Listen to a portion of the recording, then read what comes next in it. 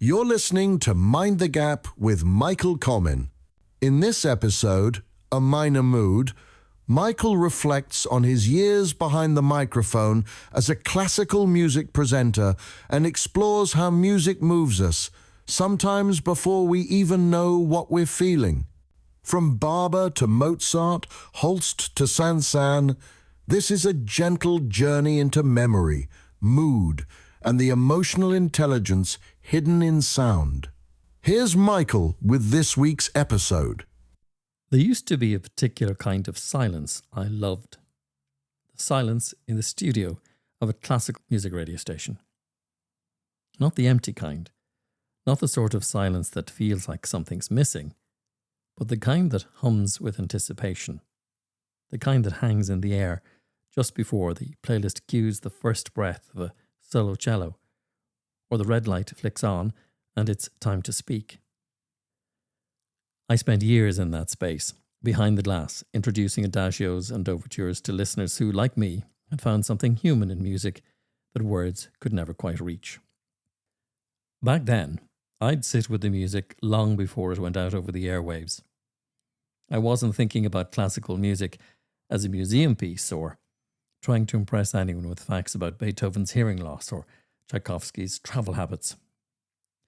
What I really listened for, and what I suspect the listeners came for too, was the mood beneath the music. The unspoken conversation happening between composer and performer and audience. Sometimes that mood was light.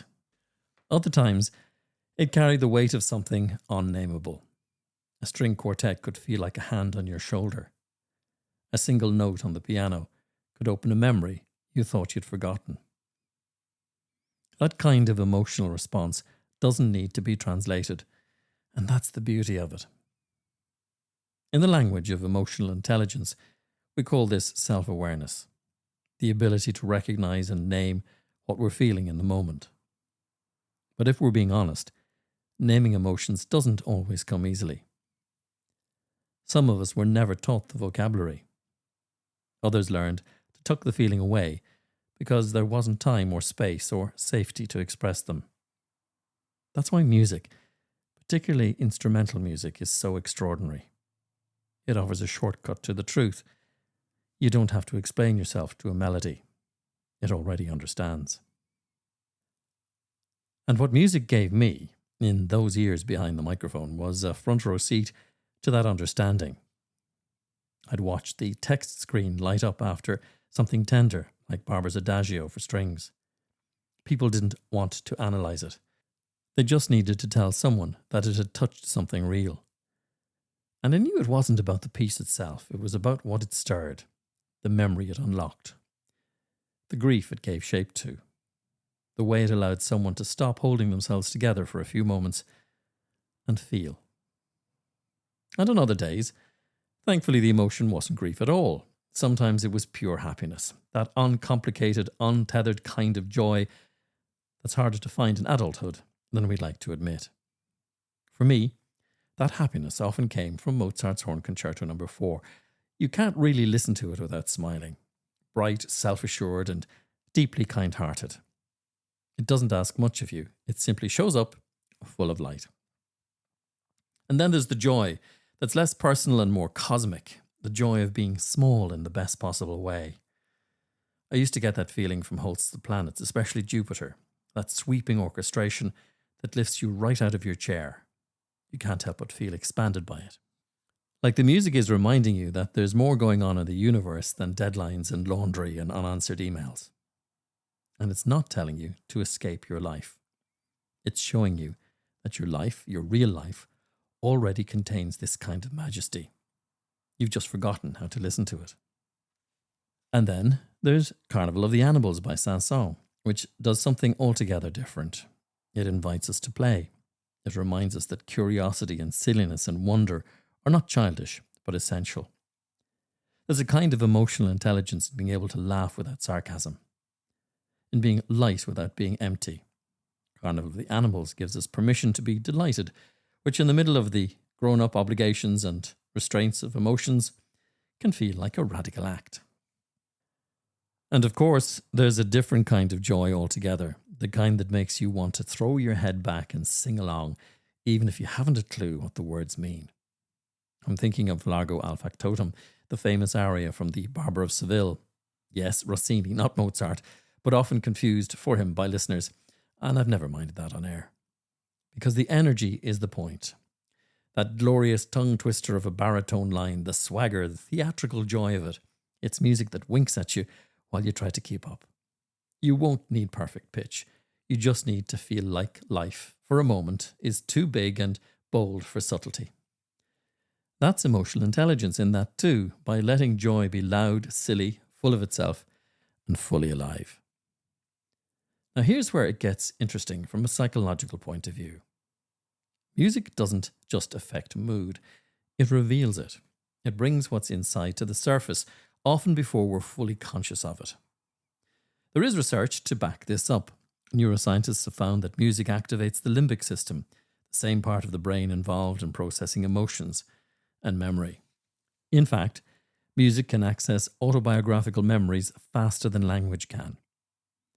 That's why certain phrases from a Chopin nocturne can bring you to tears without warning, because your nervous system remembers something your conscious mind may not.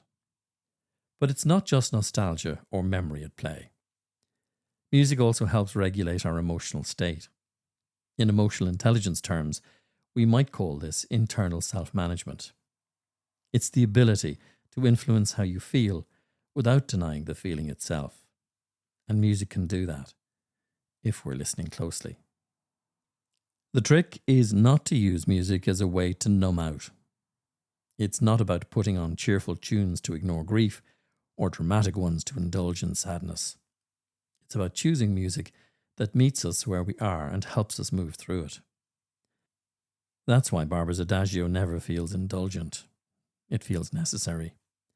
It walks beside people in their sadness without pushing them to feel better before they're ready. And in that way, music teaches us something powerful about emotional presence. Not rushing through emotion, not over-identifying with it either, but staying with it long enough to learn from it. That's the very heart of emotional intelligence, allowing ourselves to feel without needing to justify, explain, or suppress the feeling. When I think back to my time presenting classical music on RTE Lyric FM, what stands out more isn't the composers or the performances, though there were plenty to admire. It was the sense that we were all tuning in together, not just to the music, but to ourselves. The quiet companionship of strangers listening together, feeling their way through the day. I think that's what music gave me as a presenter, and what it still gives me as a human being, a space to feel, to reflect, and to breathe. So maybe the next time your mood feels hard to name, too vague, too slippery, too much, you might just try letting the music speak first. Not to drown it out, but to draw it out. And maybe, as the violins rise or the horns make their cheerful entrance, you'll discover that your emotional state isn't something to fix or fight. It's something to listen to. Carefully. Kindly. And then when the music ends and the silence returns, maybe you'll sit with it, just for a moment longer. Mind the gap. You've been listening to Mind the Gap with Michael Comyn. If this episode resonated with you, feel free to share it with someone who finds comfort in music or who's learning to name what they feel. You can find more episodes wherever you get your podcasts. And remember, sometimes the silence after the music ends is where we do our deepest listening.